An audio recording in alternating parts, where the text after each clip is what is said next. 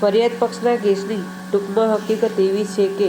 આ કામના આરોપીઓએ તારીખ 5/1/23ના કલાક 15 વાગે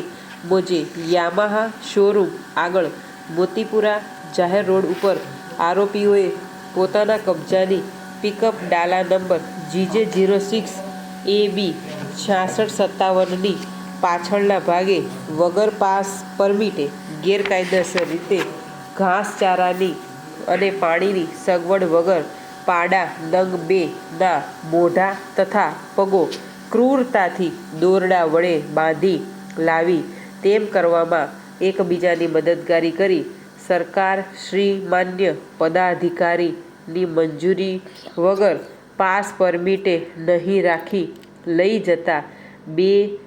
પાડાની કિંમત ₹4,000 તથા પિકઅપ ડાલાની કિંમત ₹3 લાખ કુલ મળી ₹3,04,000ના મુદ્દામાલ સાથે મળી આવી પકડાઈ જઈ ગુનો કરવામાં એકબીજાની મદદગારી કરી પશુ સંરક્ષણ અધિનિયમ 1954 તેમજ સુધારા અધિનિયમ મુજબ કલમ 5(1)(8)(1) તથા પશુ પ્રત્યે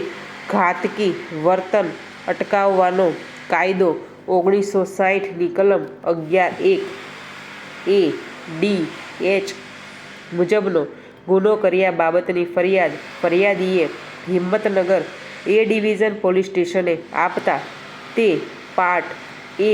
ગુના રજિસ્ટર્ડ નંબર 11-20-90/2023થી તારીખ 5/1/23ના રોજ નોંધાયેલ છે.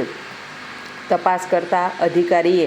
લાગતા વળગતા સાહેદોના નિવેદનો નોંધી પંચો રૂબરૂ જરૂરી પંચનામા વગેરે કરી આરોપી વિરુદ્ધ પૂરતો પુરાવો મળી આવતા કોર્ટમાં ચાર્જશીટ દાખલ કરેલ છે.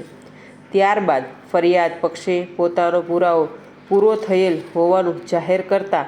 આરોપીએ ખુલાસો કરવો પડે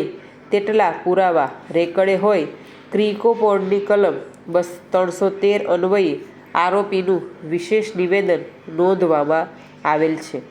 જેમાં તેઓએ ફરિયાદ પક્ષના કેસની મહત્વની તમામ હકીકતોનો ઇનકાર કરેલ છે અને વિશેષમાં તેમની સામે ખોટો કેસ કરેલાનું જણાવેલ છે. ત્યારબાદ આ કામે ફરિયાદ પક્ષે વિદ્વાન એપીપી શ્રી તથા આરોપી તરફે તેમના વિદ્વાન વકીલશ્રીની દલીલો સાંભળવામાં આવેલ છે. ઉપરોક્ત રજૂ સમગ્ર પુરાવોનું મૂલ્યાંકન કરવામાં આવે તો ફરિયાદ પક્ષ તરફે તપાસેલ ફરિયાદીના પુરાવાથી આ કામના આરોપીઓને ગુનામાં સાંકળી શકાય તેવી હકીકત જણાઈ આવતી નથી તથા તપાસવામાં આવેલ સાહેદો ફરી ગયેલ જાહેર કરેલ છે. સદર કામે રજૂ પંચનામાના પંચ સાહેદ